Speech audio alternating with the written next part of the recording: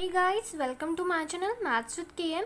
सो आज के इस वीडियो में हम देखेंगे how to find out the eigen vector for repeated eigen values. Okay, so देखो हमने ये मैट्रिक्स ली है, ओके, ऑफ ऑर्डर 3x3। सो इसकी आइगन वैल्यूज देखो ऐसे निकलेंगी, lambda is equal to 2, lambda is equal to 8 and lambda is equal to 2। Okay, so यहाँ पे हमने आइगन वैल्यूज को डायरेक्टली लिख लिया है, okay, because we know how to find out eigen values. Okay, so अभी देखो यहाँ पे ये वाली और ये वाली आइगन वैल्यू रिपीट हो रही है। सो अभी इसके लिए आइगन वेक्टर कैसे फाइंड आउट करेंगे वो देखते हैं। ओके, सो यहाँ पे हमने लिख लिया to find eigen vector corresponding to eigen value lambda is equal to 2, consider a non zero vector. Okay, हम यहाँ पे कंसिडर कर रहे हैं नॉन जीरो वेक्टर बिकॉज ये जो वेक्टर है वो क्या होना चाहिए, नॉन जीरो होना चाहिए, जीरो नहीं होना चाहिए। Okay, so x1 is equal to x1 x2 x3। Okay, so अभी हमें x1 x2 और x3 की वैल्यूज फाइंड आउट करनी पड़ेंगी। ओके, सो देखो आइगन वेक्टर निकालने के लिए हमें क्या कंसिडर करना पड़ता है, we have to consider the equation a minus lambda i x is equal to 0। Okay, and यहाँ पे लैम्बडा की वैल्यू क्या है, 2 है। सो यहाँ पे 2 लिख देंगे, a minus 2i into x is equal to 0। Okay, so यहाँ पे देखो हमने a की वैल्यू रख दी, okay, as well as i जो है यहाँ पे आइडेंटिटी मैट्रिक्स है, सो वो भी लिख लिया हमने। ओके, इंटू x की भी वैल्यू लिख ली हमने। ओके, सो अभी ये सॉल्व करने के बाद क्या मिलेगा, सो सॉल्व करने के बाद हमें ये मैट्रिक्स मिलेंगी 4 minus 2 2 minus 2 1 minus 1 2 minus 1 1। Okay, into ये वाली मैट्रिक्स वैसे की वैसे is equal to this matrix as it is. Okay, so अभी हमें ये इक्वेशन सॉल्व करने हैं। So we have to apply the row transformation. Okay, so पहले इंटरचेंज करेंगे r1 interchange with r2। Okay, सो क्या मिलेगा, r1 जो रो है वो नीचे आ जाएंगी r2 में एंड r2 वाली रो ऊपर आ जाएंगी। Okay, so minus 2 1 minus 1 4 minus 2 2 and r3 वैसे के वैसे। ओके, एंड ये वाली मैट्रिक्स भी वैसे के वैसे and this also. Okay, so अभी देखो अभी क्या करना है, हमें ये वाला एलिमेंट 0 करना है। ओके, एंड उसके बाद हम ये वाली रो को 0 बनाएंगे। ओके, सो अभी यहाँ पे हमें 0 चाहिए। सो हमको क्या करना पड़ेगा, r2 changes to r2 plus 2r1। Okay, ये ट्रांसफॉर्मेशन अप्लाई करना पड़ेगा तभी हमें यहाँ पे 0 मिलेगा। Okay, and r3 changes to, यहाँ पे 0 कैसे मिलेगा, 2r3। ओके, और ऐसे भी लिख सकते हैं r3 plus r1। Okay, 2 minus 2 0 बन जाएगा।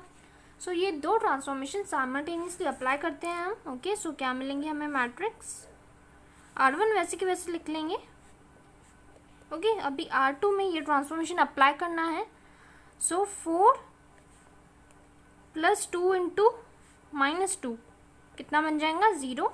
ओके, एंड अभी देखो माइनस 2 प्लस 2 इंटू r1 है। सो r1 की जगह पे यहाँ पे क्या है, 1 है। सो यहाँ पे भी क्या बन जाएगा, 0 बन जाएगा। ओके, एंड यहाँ पे देखो 2, ओके, प्लस 2 इंटू r1। सो r1 की जगह पे माइनस 1 लिखेंगे। So it will result into 0। Okay, अभी ये वाला ट्रांसफॉर्मेशन अप्लाई करेंगे। सो क्या मिलेगा, 2 minus 2 will be 0, minus 1 plus 1 क्या मिलेगा, 0, 1 माइनस 1 0। ओके, एंड ये वाली मैट्रिक्स वैसे के वैसे लिख लेंगे। ओके, सो देखो अभी यहाँ पे हमें दो रोज 0 मिल गए। ओके, सो यहाँ पे अभी हम लिखेंगे, सो देखो यहाँ पे लिखेंगे हम ये कोएफिशिएंट मैट्रिक्स जो कि है ये इज ऑफ रैंक 1। रैंक 1 क्यों बोल रहे हैं हम, because number of non zero row कितनी है इस मैट्रिक्स में, एक ही है। सो इस मैट्रिक्स की रैंक क्या बन गई, 1 बन गई। and this equation has 3 minus 1 is equal to 2 linearly independent solution. Okay, यहाँ पे 3 क्या है, order of the matrix, and minus 1 क्या है, रैंक है ये मैट्रिक्स का. ओके, सो 3 माइनस 1 क्या मिलेगा, 2 मिलेगा. सो इस इक्वेशन के पास कितने लीनियरली इंडिपेंडेंट सोल्यूशन है, 2. सो 2 लीनियरली इंडिपेंडेंट सोल्यूशन है, इसका क्या मतलब है, 2 आइगन वेक्टर्स निकलेंगे for this eigen value lambda is equal to 2. Okay, so देखो अभी ये है हमारी कोएफिशिएंट मैट्रिक्स. सो इसको सॉल्व करेंगे, सो क्या मिलेगा, -2x1 plus x2 minus x3 is equal to 0. Okay, so इसको दे दिया हमने इक्वेशन नंबर 1. अभी ये इक्वेशन को सॉल्व करने के लिए हमें 2 वैल्यूज सपोज करनी पड़ेंगी. Okay, so choose x2 is equal to 1 and x3 is equal to 1. हमने ये 2 वैल्यूज चूज कर ली. ओके, एंड 1 ही क्यों चूज की, because for easier calculation. Okay, so x2 and x3 की वैल्यू इस इक्वेशन में पुट करेंगे. सो x1 की वैल्यू क्या निकलेंगी, 0 निकलेंगी. ओके, सो हमें एक आइगन वेक्टर मिल गया. ओके, 0 1 1. ये है x1 की value, this is x2 and this is x3. Okay, अभी हमने जैसे कि बोला है यहाँ पे कि this equation has 2 linearly independent solution, means इसके पास 2 आइगन वेक्टर्स होंगे. एक तो निकल गया, दूसरा निकालेंगे अभी. ओके, सो नाउ इफ अभी यहाँ पे जैसे 1 वैल्यू यूज़ की हमने. ओके, सो अभी यहाँ पे दूसरी वैल्यू लेंगे. ओके, x3 और x2 की. ओके, सो x3 की यहाँ पे वैल्यू क्या ली हमने, 2 ली, एंड x2 की वैल्यू 0 ली. ओके, सो देखो हमारा सेकेंड आइगन वेक्टर कैसे निकल गया, -1 0 2. ओके, सो अभी देखो जैसे हमने यहाँ पे x3 और x2 की वैल्यूज चूज़ की थी एंड देन x1 की वैल्यू मिली थी हमें. सो यहाँ पे हम x1 और x2 की वैल्यूज चूज़ करेंगे. ओके, x1 की वैल्यू 1 सपोज करेंगे एंड x2 की 2. सो ये 2 वैल्यूज़ अगर हम ये इक्वेशन में डाल देंगे, सो x3 की वैल्यू निकलेंगी 0. ओके, सो ऐसे भी हम चूज़ कर सकते हैं. ओके, सो इस हिसाब से आइगन वेक्टर इस फॉर्म का होगा 1 2 0. सो या तो फिर आप ये आइगन वेक्टर कंसीडर करो या तो फिर ये.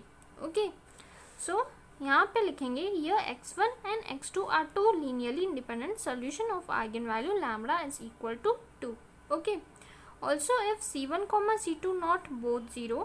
ओके, देन ये जो है c1 x1 plus c2 x2 ये भी क्या बन जाएगा, आइगन वेक्टर बन जाएगा corresponding to eigen value lambda is equal to 2. Okay, हम यहाँ पे ऐसे की बोल रहे हैं नॉट बोथ 0. अगर c1 और c2 दोनों भी 0 बन गए देन इसकी वैल्यू क्या मिलेंगी, हमें 0 मिलेंगी. लेकिन हमें जो आइगन वेक्टर चाहिए रहता है वो नॉन जीरो चाहिए रहता है, 0 नहीं चाहिए रहता है. Therefore we are saying here that c1 and c2 not both 0. Okay, एक तो भी इनमें से नॉन जीरो चाहिए. ओके, तब भी ये जो है वो क्या कहलाएगा, आइगन वेक्टर कहलाएगा corresponding to eigen value lambda is equal to 2.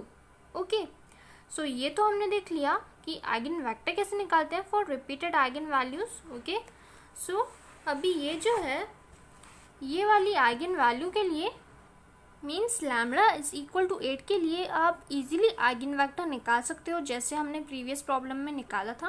Okay, so friends this was all about this problem where we have to find the eigenvector for repeated eigenvalues. Okay, so friends, if you like my video then please don't forget to subscribe my channel and give this video a thumbs up. Thank you.